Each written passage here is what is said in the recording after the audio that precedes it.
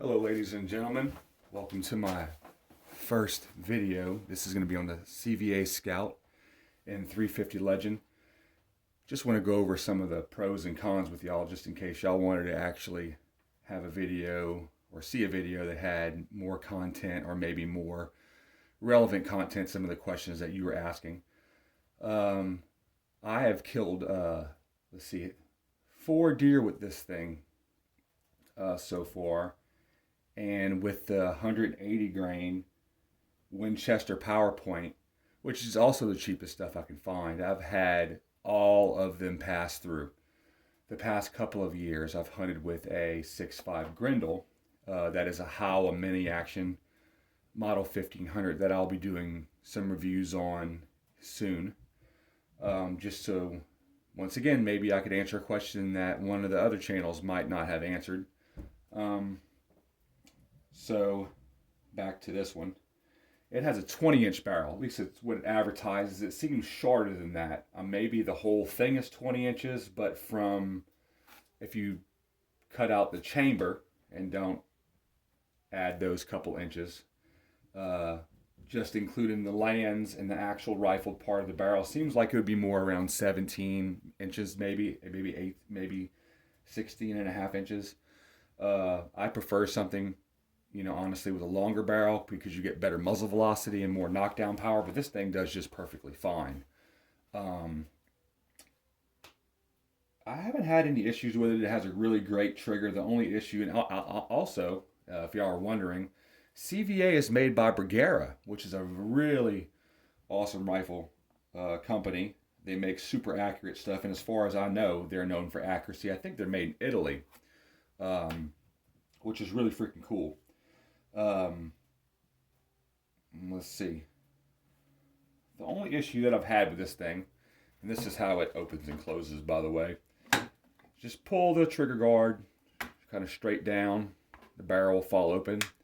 It has an ejector or an extractor that just pushes the bullet out. It doesn't throw it out like some of your older single shot shotguns. It just pulls it back so you can grab a hold of it and pull it out. Well, at least that's the idea. I have a spent shell casing here that I shot, or I might have picked up. I think I shot this one. This one is a Hornady. Once you have this shell in there, it goes in pretty easy. It's got a just perfect amount of tolerance that the shell just fits in there, which is really cool. It's not a sloppy chamber at all. But once you pull this bar so you can get to the shell and go to pull on it, it kind of sticks, like it's not easy to get out at all, like there is a catch. So what I did the other night is I just played with it with this exact shell for like an hour, put the shell in, pulled the shell out. I find the best way to get the shell out is to, once you grab a hold of it, push down on it towards the actual extractor and pull straight out. It comes out easy. Other than that, if you just try to pull on it from the sides here, it's really hard to pull out. But if you just find out your best way to do it, it's not really that actually hard to get done, to get the shell out, and it works really well. I just found like my particular one just needed a little bit of breaking in. But I have a Vortec Crossfire 2 to 7 power by 32 millimeter on here, and I find like that is perfect. It does a great job. Also, this gun doesn't have any slop in it anywhere. It is a super sturdy gun. It's got good weight to it. Also, the butt pad on here is a Crush Zone by CVA, which they put on most of everything that they have, I'm pretty sure at this point. At least everything that I shot. I'm a hunter that's really into minimalism, so it's about $110 scope. These are about $40 scope mounts. I like at least having 2 screws on each side. These are Allen screws. I think these are Weaver mounts. Like I said, they're about $40 plus the scope, another $110. So it's $150 for everything I have on top. The gun itself, as you could find it just under 300, just over, between 300 and 400 basically, especially right now with the way that everything is. I have a really simple neoprene Allen sling on here that holds 3 additional casings, which is all I normally bring with me. The 1 in the gun, plus 3 in here. But overall, as far as, you know, my basic thoughts on this gun is great, and I do not regret buying it at all. And this is going to be my main deer hunting rifle. I love the penetration and knockdown power. It dropped 3 out of the 4 in their tracks, which was great.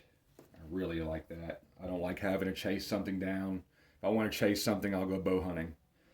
So I don't have much more to say on this. My next video will be on this right under here, the 7 Rest by Caldwell.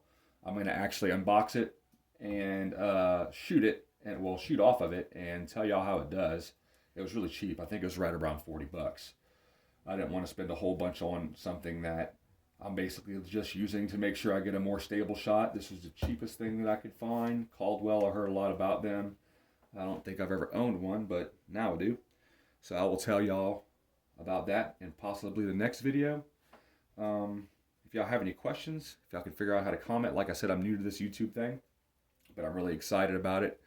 Just wanting to put the information that I have out there, and also my opinion on certain things, just in case they are a little bit different. I've also shot out of this gun. I have shot 2 types of bullets that I can find right now. All I could find is the 180 grain PowerPoints by Winchester, which I love them. I think they're great. They come out of the barrel. It's all of the bullets for 350 Legend that I could find so far or find information on, or all the information on the back of the box as far as muzzle velocity and muzzle energy and things like that are all measured out of a 20-inch barrel, which if this is considered a 20-inch barrel, all those specifications or rifle dope or whatever I can find on this should be right on the money.